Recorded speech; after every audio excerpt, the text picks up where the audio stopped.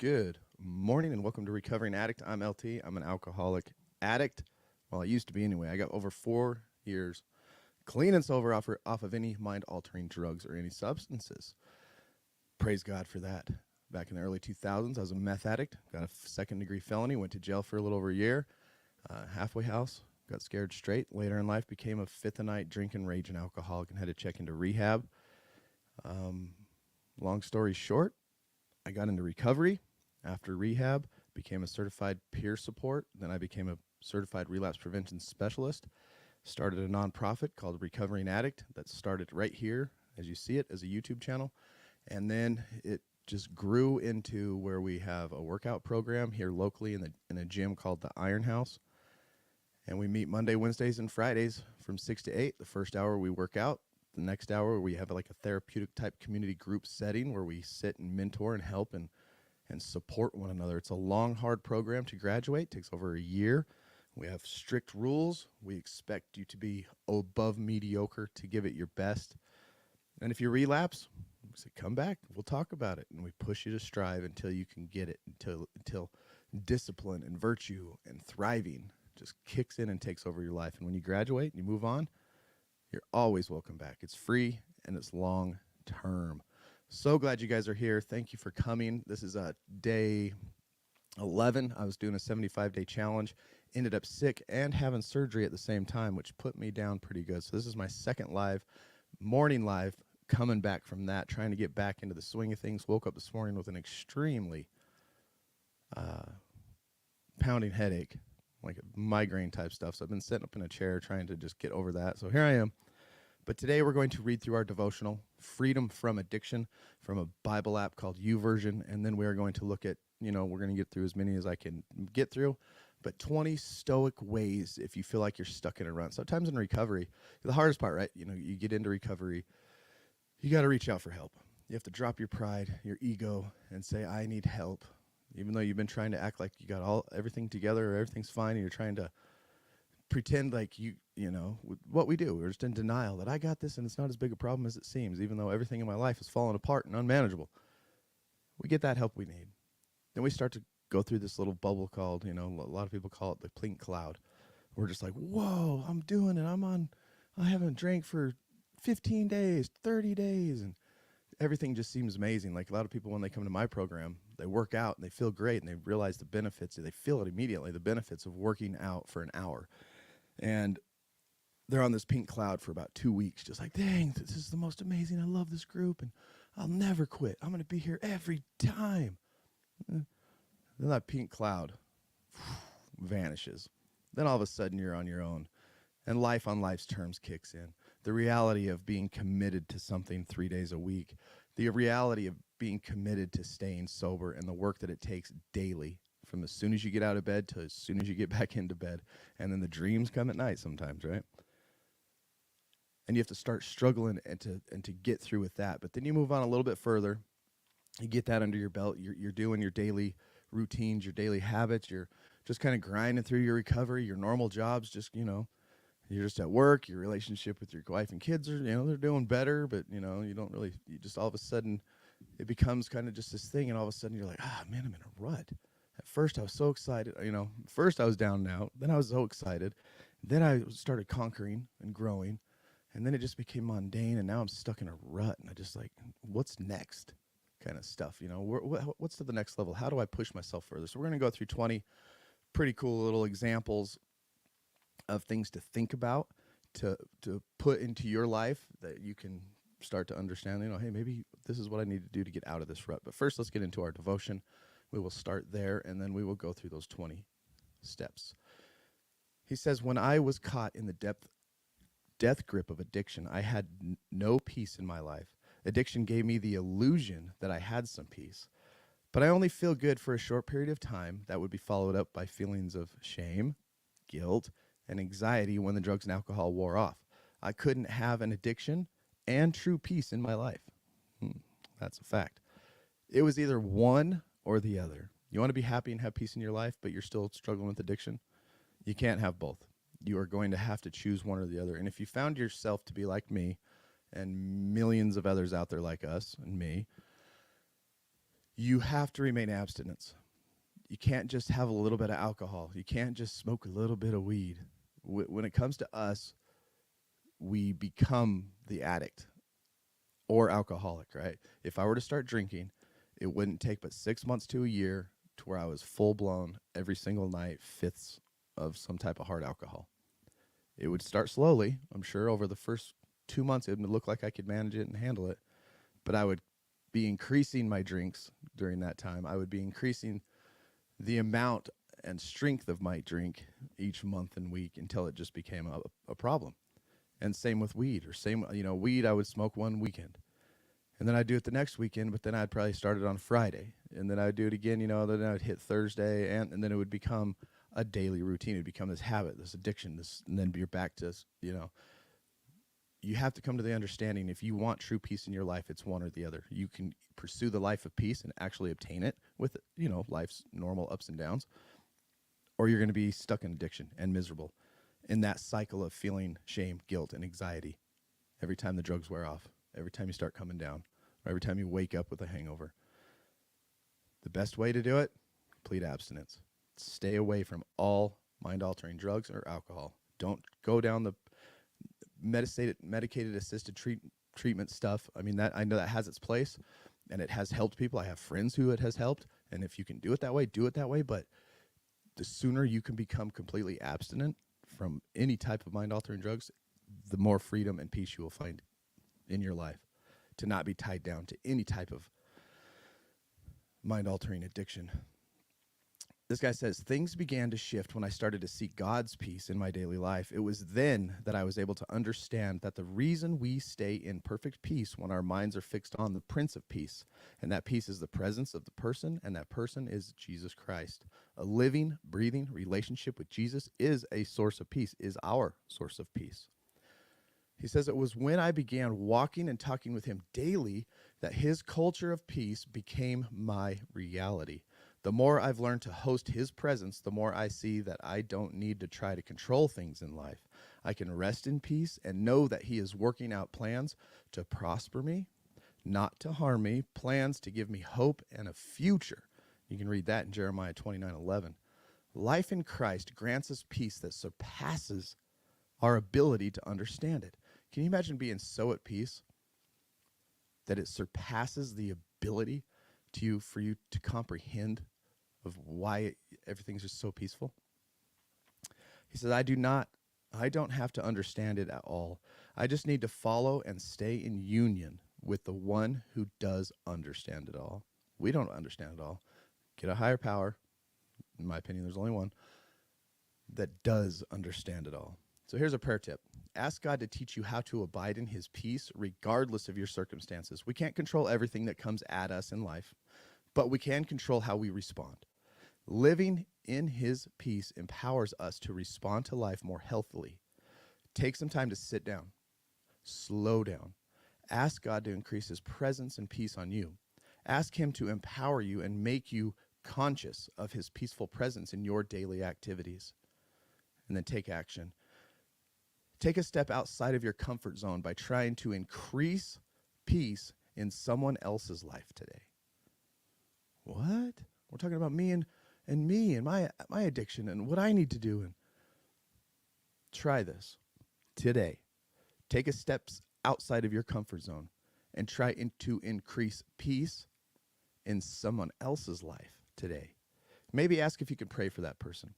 Do them a favor without them having to ask you to do so. Randomly thank a person and encourage that person. Just try it. Because you know what that's going to do? It's going to get your mind off your own crap. It's going to be another good way to get yourself out of a rut even. Look for ways and opportunities to encourage and give somebody peace in their life. Make it a priority today. He says, whatever way you spread God's peace and love today, observe how his peace increases your life as you spread his love. What?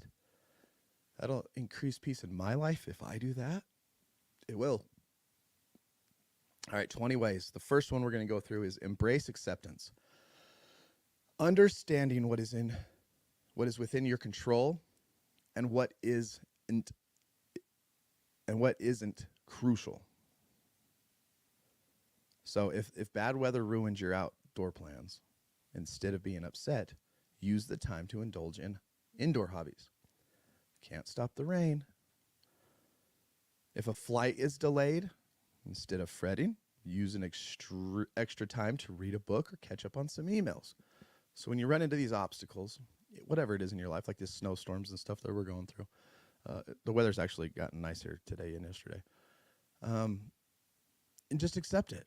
And then have a plan B. Like, okay, if this doesn't work out and everything gets shut down, I got a ready plan. Or the ability to just sit there and be patient and not do anything, but accept, right? We always pray that prayer, the serenity prayer. God, grant me the serenity to accept the things I cannot change, the courage to change the things I can, and then the key moment of this prayer, and the wisdom to know the difference. Why do I need wisdom to know the difference? Well, that's because there's stuff that we can't change that we're banging our head against a wall trying to change. And then there's stuff that we can change that we won't change. Right?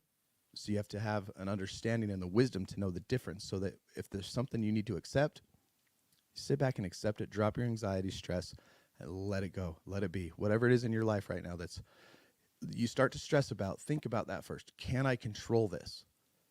This is completely out of my control. It stops right then. Okay. Acceptance. So embrace it and accept it. And then if you come across things, is there anything I can do to change this? Then look for ways to change it if you can. And pray to God for the wisdom to know the difference. So you're not banging your head against a wall, and then you're not being passive in things that you could and should be changing. Number 2, practice gratitude. That's probably the number one thing you hear in every recovery group. Force yourself to be grateful. I always say start with the small things. Walk through your day. As soon as you get out of bed, throw the covers off, and you can be like, I'm grateful I just woke up. I'm grateful that I was warm last night. I'm grateful I have this bed. I'm grateful that the covers are on me. I'm walking on carpet. I'm grateful that I'm in the bathroom. I'm grateful that I'm brushing my teeth and washing my face with warm water. Just start basic and go. It doesn't have to be crazy. What you're going to do is just start forming a habit in your mind to see things positively. Be grateful for friends' support during tough times. If you have a buddy or a group or some friends that you can lean on, be grateful. Appreciate a delicious meal or the comfort of your home. If you sit down and eat and it tastes good, be grateful.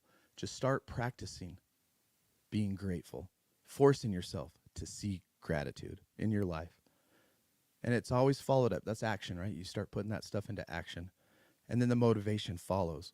You start obeying that type of things, and the desire does come later. And you start building this habit. And eventually, whatever it might be for you, everybody's journey is a little different. It could be days, months, or years. It will become a habit and a desire, and you'll want to. And it will feel better every time you do. At first, it's difficult. Number 3, reflect daily. Self-reflection helps you learn from your experience and grow. If you're doing the step work, if you're familiar with the steps and you're not practicing step 10, right, is to take personal inventory every day. Take it. Consider how calmly you handled a stressful situation at work. How did you handle situations? Self-reflect. What did I do and what can I do better? Reflect on conversations where you could have been more patient. Let me jump over here to our Kindle, into our Jonathan Edwards, his resolutions and advice to young people. He said on his number 440, he's resolved to inquire every night before I go to bed whether I have acted in the best way I possibly could with respect to eating and drinking. He wrote that on January 7th, 1723. Number 41, he says, to ask myself at the end of every day, week, month, and year, wherein I could possibly, in any respect, have done better. So if you look up Jonathan Edwards' resolutions and you look at number 40 and 41, it's exactly that self-reflection we're talking about. To inquire every night before I go to bed whether I have acted in the best way I possibly could. Did I act in the best way I possibly could today? Yesterday? No, not me. I failed, and I need to fix that. I'm working on it right now. At the end of every day, at the end of every week, and then at the end of every month, and then at the end of every year, we just hit a year, right? We're in January 2024. We should be looking back on 2023, the whole year, wherein I could possibly, in any respect, have done better. Where could we have done better? And then how do we employ it forward? Self-reflection. What number were we on? Self-reflection. And then one of my favorite things, set small, achievable goals. Break down larger goals and make them more manageable and less overwhelming. Start setting goals in your life and actively pursuing these. And then what you're doing is you're going to take you're going to take control. Instead of having life just coming at you and you bobbing and adjusting and weaving to life, you can actually pursue being in charge of your life. And you'll still get hit with stuff that you can't control, but it puts you more in the driver's seat of your life by setting goals and then taking action to hit those goals. And it feels better and you grow. Instead of aiming to lose 30 pounds, start with a 5-pound goal. Break down a work project into smaller tasks and tackle them one at a time. If you have a huge task, break it down into 4 smaller tasks and then just accomplish each one of those in fourths. Drop stress levels, makes things not as overwhelming. Focus on the present. Living in the moment can significantly reduce worry about the past or future. When eating, focus on it. Sit there. Focus on the taste and the texture of the food, not on your to-do list or not on Facebook. Be present in the moment of what you are doing. While walking, notice the sights and sounds and smells around you. Observe the world around you with all the senses God has given you. And try not to distract yourself. You're in a rut. Focus on the present. Give it a try, okay? Cultivate resilience. View challenges now instead of setbacks or something that's knocked you on your ass. View challenges as opportunities for growth. Use a job rejection as a chance to seek feedback and improve your skills. So you get rejected, say you're looking to get into a school or get into a position, you're hoping for an interview or you're looking for that next rung in the ladder and you get knocked back. Okay, you're upset. That's fine. Normal to be upset. Embrace those emotions, but don't let them take you into a negative, I'm going to quit, screw this, I'm done mindset. Suck it up. Okay, enjoy, not enjoy, but feel those emotions and then go, what could I have done better? I went on base when I used to work at Hill Air Force Base. When we would go into interviews, you'd have to sit in front of a panel of 3 people. And it was overwhelming. It was scary. You had 15 minutes to answer 3 questions, and you had to specifically answer these questions in a star format with examples because they were scoring you points. You wanted to score as high as you possibly could because you wanted to beat out the other people. And there's quite a few times I didn't get it, and I was upset. But later, after the job was filled, and it wasn't me that was in the position, I would go back and I would find the people that were on the interview board, and I would say, hey, can you give me some feedback? What did I do wrong? What could I do better? And then I would go back to my resume, revamp it, try to understand my job and how I could answer better. Learn from failed relationships to understand better what you value in a partner. And that can go with friends and stuff too. If you and a friend or you and a couple separate, check your value system, set boundaries, and understand how you could do better. So cultivate resilience. View changes and challenges as opportunities for growth. Number 7, detach from outcomes. Focus your effort and actions, not just the end result. Focus on your effort and action, not just the end result. For example, in sports, focus on playing your best regardless of whether you win or lose. If you're an artist, create for the joy of creation, not just for sales or for people's accolades. That's a good one because, even this live stream, to get on here and to grow social media, I have a business. In this day and age, you got to be present on social media or you're not a real business. It's just 80% of businesses, if you don't have social media and you're not actively pursuing it, you're not doing the best you could. Okay, so I get into this rhythm of social media and I try to keep my pages active and try to do the best I can, but I get caught up in the views, right? How many clicks, how many likes, why aren't people watching? How come only 2 people are watching? How come on this day, 15 or 100 people? And why did this one get 1,000,000 views? And then I need to practice detaching myself from outcomes, knowing that if I just keep putting in the effort, it's a proven method, it's a proven way that works, and just focus on being the best at it and how I can get better. And I could ask for feedback too. So detach yourself from the outcomes. I'm going to go do this job. I'm going to do it the best I can in hopes that my boss will pat me on the back. How about just go and enjoy and do that job the best you can, regardless of the outcome? And then you're not setting expectations. You know, expectations are resentments under construction. When we live for the end result, we're building an expectation for what that end result, what we think it should be. And that a lot of times sets us up for failure, sets us up to be mad or resentful towards whoever. So detach yourself from outcomes. Focus on your effort and your actions, not just the end result. We're looking at 20 ways to get yourself out of a rut if you're in a rut. And we're on number 8, practice mindfulness. This helps you stay grounded and calm. Practice mindful breathing when you feel stressed. Oh, Lord, that was stressful. Take a deep breath. We talked about this a few weeks ago. Take 3 sharp inhales, tap your chest, and just say, I got this. Do that 3 or 4 times. It helps. You force feed your body a bunch of oxygen, because a lot of times when stress fires off, right, you feel it. You feel the adrenaline hit. Adrenaline's a fight drug or fight or flight drug or hormone that's released in your body, which creates your heart rate, you know, to just go. And so to feed oxygen to your body at the same time helps your body get rid of that smoother. And the oxygen helps you keep up with the anxiety that's firing off in your mind.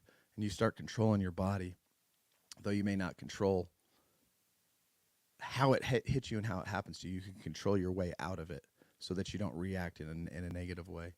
Linda, welcome. Thank you too. I'm glad you're here.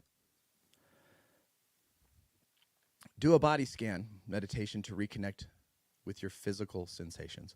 Okay, you're stressed out, you're freaking out. Hold on, chill out. Just start tapping your toes, tapping your fingers, and just do a little body scan, take some deep breaths. So practice mindfulness. This is going to help you stay grounded and calm. Getting out of a rut is what we are trying to do. Number 9, limit negative influences. This one's huge. I talk about it all the time, and I say this all the time. The people that you're around is going to be the people you're like, and they're going to rub off on you regardless. And if you don't think people rub off on each other, I always use the example of having somebody move from Utah to like Nashville, Tennessee, and leave them there for a year, and when they come back, they will have an accent. They'll come back talking, hey, y'all, the butter down there was good, sweetie. You know, and you're just like, how did that happen? Because that's what the people are around. And the same way applies when you are around negative people. You become negative. When you're around gossiping, resentful people, you start to become gossiping and resentful. If you're around a lot of people who throw fits with anger, you will start throwing fits with anger. And if it's negative, those influences you find in your life are negative, get rid of them. Reduce them. Exposure to negativity can significantly improve your mental health. Spend less time with people who constantly bring you down. Always evaluate a person too. Is this person drain my energy, or is this person feeding my energy? And now that can be taken to the extreme, because we need to be around people that are hurting and having hard times. And that takes energy for us to put in and try to help lift these people up, right? Which is a good thing. But if there's those people around you that they're not looking for help, but just when they're around you, they just suck you out of life, right? Zap your energy. They're energy vampires, like that one show that guy is. Get rid of those people. And then find the people that you're feeding positive energy into, and they're feeding positive energy into. And you always leave the conversations feeling like, all right, man, let's tackle the world. That was, find those people. Limit your consumption too, also, of like social media and news that makes you anxious or upset. Sometimes, you know how it is. You can watch the news. It's a lot of horrible news a lot of times, right? Or the rabbit holes on Facebook and YouTube Shorts. The conspiracy theories, the world's going to end. Oh my God, global warming, all this stuff. And you can just all of a sudden follow these rabbit holes and end up like panicking in fear by the end of the day. Like, oh my God, the world's about to end. I need to start prepping, or something, or whatever it may be. diseases or anything like that. I just got a text. Sorry about that. Limit your consumption of social media. Take control of your social media. You know that that social media mirrors your morality. You can go to somebody's YouTube page, okay? Anytime you see your friend open their YouTube page, or hey, can I look at your YouTube page? You mind if I flip through your? It's going to show you. It's going to show you what they've been watching. It's going to show you suggestions because based on what they're watching, what's going to come up next. And it's going to be this, it'll kind of give you an idea of what they've been consuming, right? If they're into fitness and you open their thing, you should see a bunch of workout type, nutrition, weight loss, workout motivation, workout podcasts popping up on their stuff. What does yours look like? When you go to your Facebook page, what is Facebook and YouTube and Instagram, all that stuff, TikTok, their algorithms are designed to feed you what your personality will consume. And so the next video, the next swipe up, the next thing that comes into your feed is designed to keep your attention. And so what is keeping your attention? If you're a guy, is it some type of, soft pornography of women on every time you swipe? On your shorts and all that kind of stuff? That shows, if that's the case, that's what you're giving your attention to.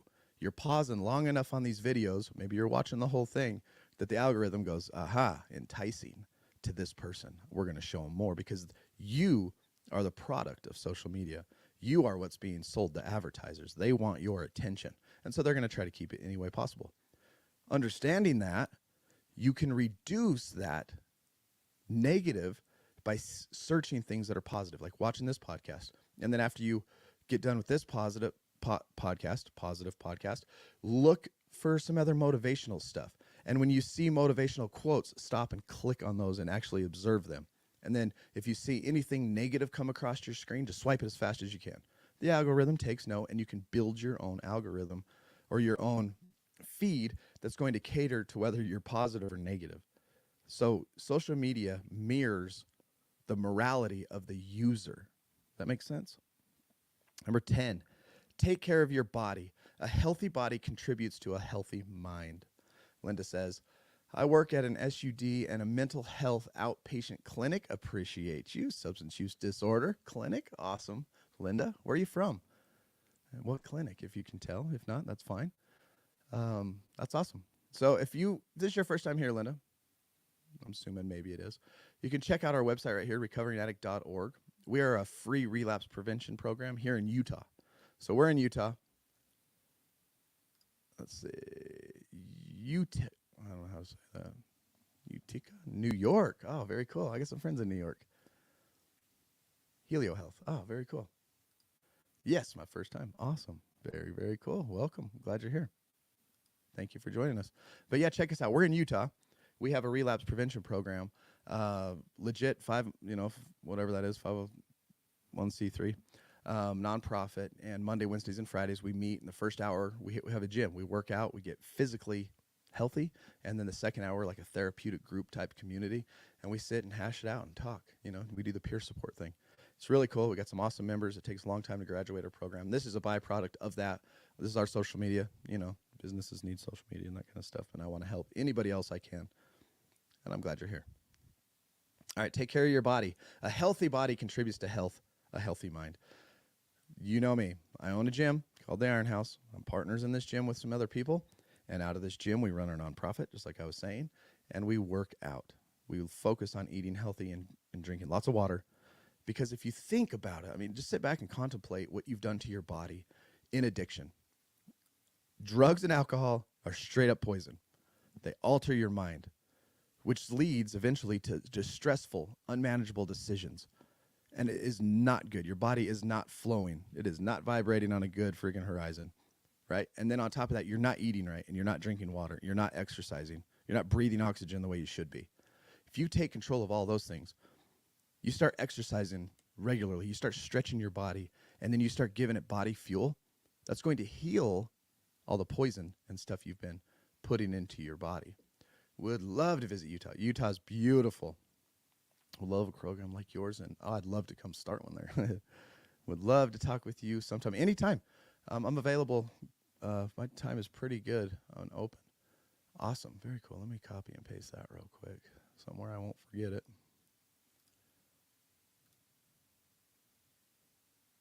I'll just print it.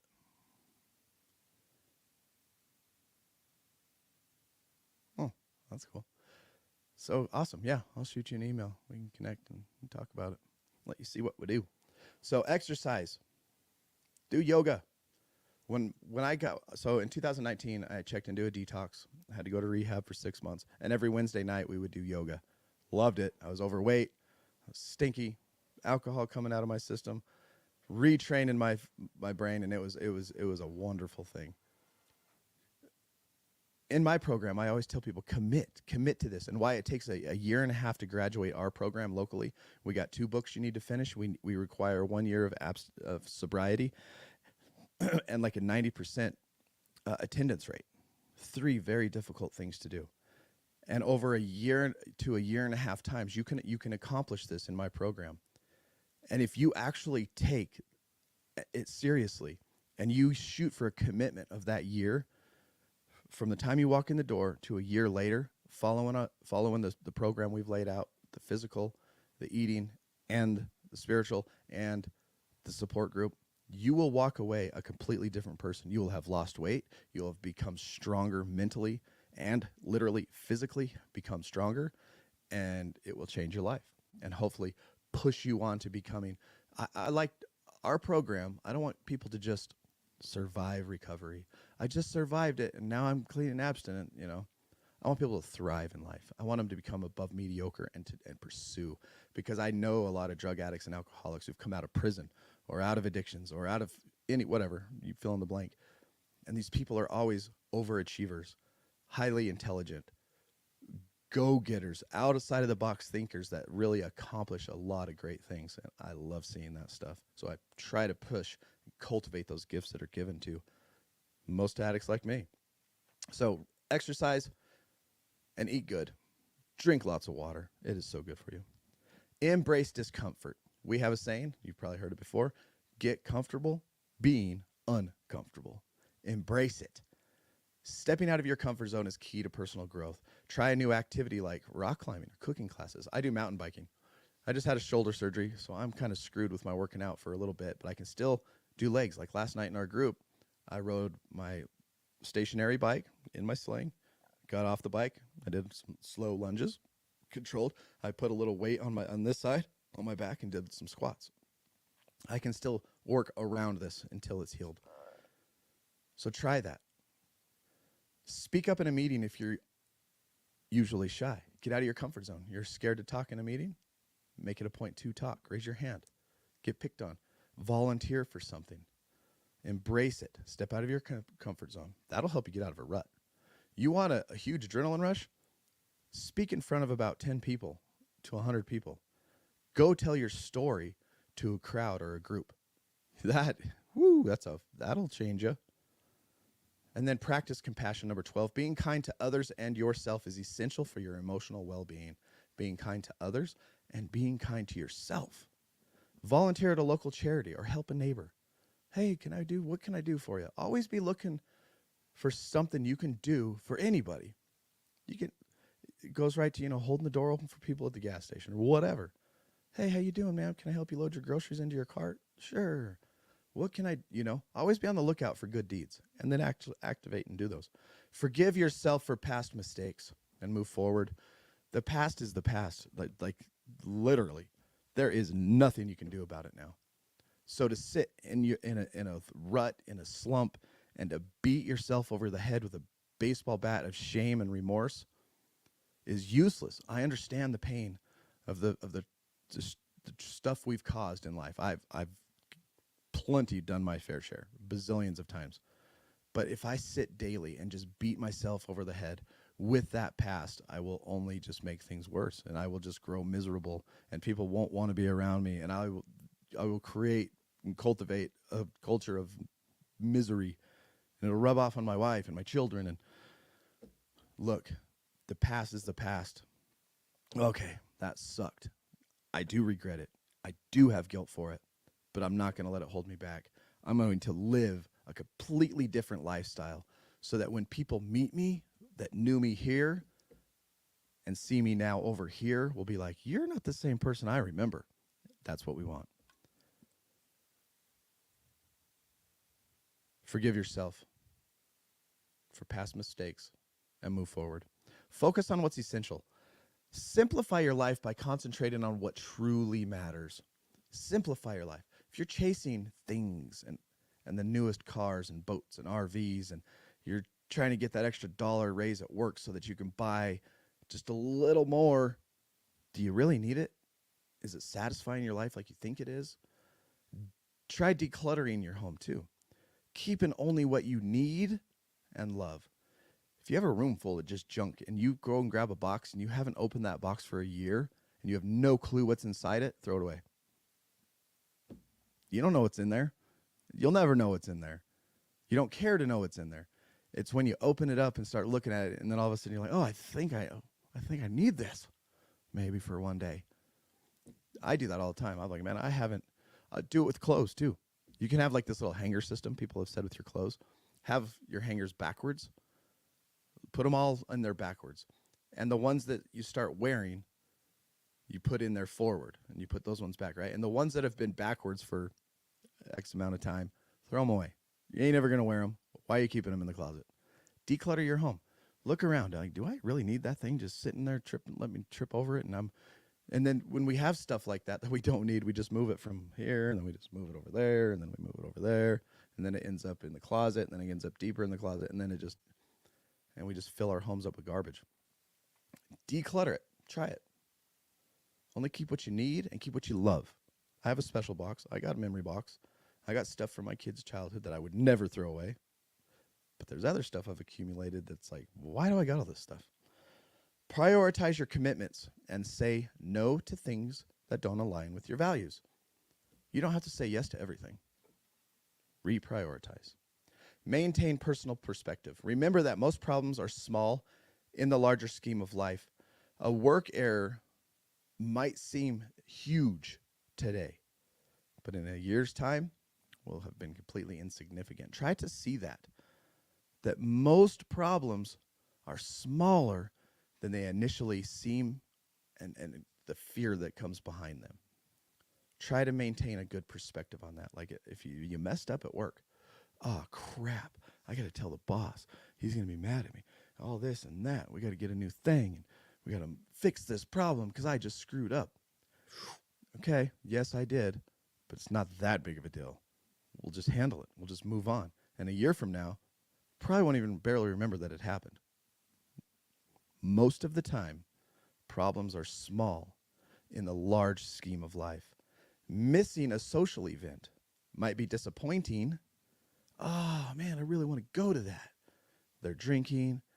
They're having fun. I can handle it now. I'm clean and sober. It just doesn't align with my values right now, or my goals. Missing that might be disappointing, but it's not a major life setback. You'll be fine. It's fine to miss those type of things. So maintain perspective. Number 15, cultivate self-discipline. Building willpowers helps you stick to your goals and values. The only reason I'm here right now at 7 o'clock, whatever time it is now, 7:30, is because I'm trying to build discipline in my life. And today, I'm telling you, I was out of bed an hour later than normal. My head was migraine pain, and I did not want to come down here. I was thinking of excuses to bump it to 9 or just to not do it at all. So cultivate self-discipline. Build willpower. It's going to help you stick to your goals. So resist the temptation to check social media while you're working. Try not to check social media as often as you do. When you grab your phone, how fast does your thumb go to wherever it goes to? Right? Who's this? Hey, good morning, Ms. Parker. How are you? Good to see you. Glad you're here. Seek wisdom. Continuous learning and self-improvement are key. Read books on topics that challenge your thinking. Attend workshops or lectures to expand your knowledge. Number 17, limit desires, focusing on needs rather than wants, and then this will reduce dissatisfaction. Focus on needs rather than wants. Instead of buying the latest gadget, appreciate what you currently have. Understand the difference between wanting a luxurious vacation and needing rest and relaxation. Rest is necessary, but understand the difference between wanting a luxurious vacation and needing rest and relaxation. Number 18, engage in constructive conversation. Discuss ideas that challenge and inspire you. Join a book club or a discussion group. Engage in meaningful conversations with friends about life goals and philosophies. I have a hard time talking about mundane, normal type of life, like football teams and what's going on here, I like to always either be thinking about biblical, theological concepts and values and what we can do to implore and seek and push, or I like to talk about recovery life and goals and growing and business and achieving. But to just I have a hard time with that. I don't know. Maybe it's to my fault. Number 19, be proactive. Take initiative in changing your situation. If you're unhappy in your job, start looking for new opportunities. And if you need a pay cut to be happy, take one. Don't be afraid. Number 2, learn a skill that can help you in your personal and professional life. What is something you could learn to do to increase your skills and your value? Try it. Learn a different language. Learn how to write. Learn how to edit. Learn how to whatever. Fill in the blank.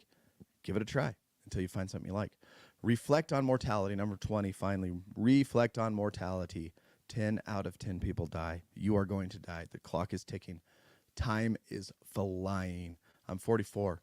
Average life on Earth is like 76, right? I may live till I'm 85. I may live till 90, maybe. I may die in a month or two. I don't know. Keep that in mind. Enjoy every moment, knowing that this time is temporary and life is short. Keep in mind the finiteness of life. It can help you prioritize and appreciate it. Why am I worried about this? Is this really something to worry about in the big scheme of things? Time's running out. I'm halfway. And that's why I'm so vigorous and eager with my businesses and church and trying to spread positivity in life, because I know that the first half of my life, I feel like I've wasted a majority of it with drugs and alcohol, and I don't want to do that anymore. And I've hurt more people than I've helped in the past. Now I want to help as many people as possible before I check out of this planet. Create a bucket list. Start working on fulfilling your dreams. Is there something that you have you got a little style and gift for, an inkling to let's just say, for example, playing a piano. That's just something about that. I've always wanted to. I've tried a few times. I've felt desire to, but I never stick with it. Pursue it. Actually make it a part of your lifestyle and habits, because I'll guarantee you, if you're on your deathbed in your 90s and you're going to look back in life, you're not going to remember the other stuff that you did, staying late at work or whatever, achieving, financial stuff and trying to gain materialistic stuff. You're going to go, I had the time. I had the ability. I always tell people, do what you can while you are able, because look at some 80 and 90-year-olds, 75-year-olds. Our bodies just give up. They wear out, and all of a sudden you are not able to do things anymore. We look back on our life with regret at the end of our days and go, I had the time and I was able. I had the body and the strength and the energy too. So whatever that is in your life, let's just use piano still for an example. Pursue it. Figure it out. And if that's not something you like, try something else. But get good at it. You'll thank yourself later. So create a bucket list and start working on fulfilling your dreams. Cherish time with loved ones, knowing that every moment is precious. Look around you. Think about how many thousands of years this world has been around and how long a generation really lives. 76 years old is the average span of life. So you get this group of people, some people are in their 80s, some people are just barely being born, that get to live together. This little generation lives and mingles together. This generation will have never met them. The current generation will never meet them. This, in the past, same thing like that. They have no idea that we existed, and we may be able to find their name in a history book, and that's about it. We are around a unique set of people in our own little timeline, our own loved ones, And we need to cherish each moment of every person because we are all we are ever going to know of each other. Like for reals, know. If you think, I always think about like my great great great grandpa, my great grandpa, even my grandpa.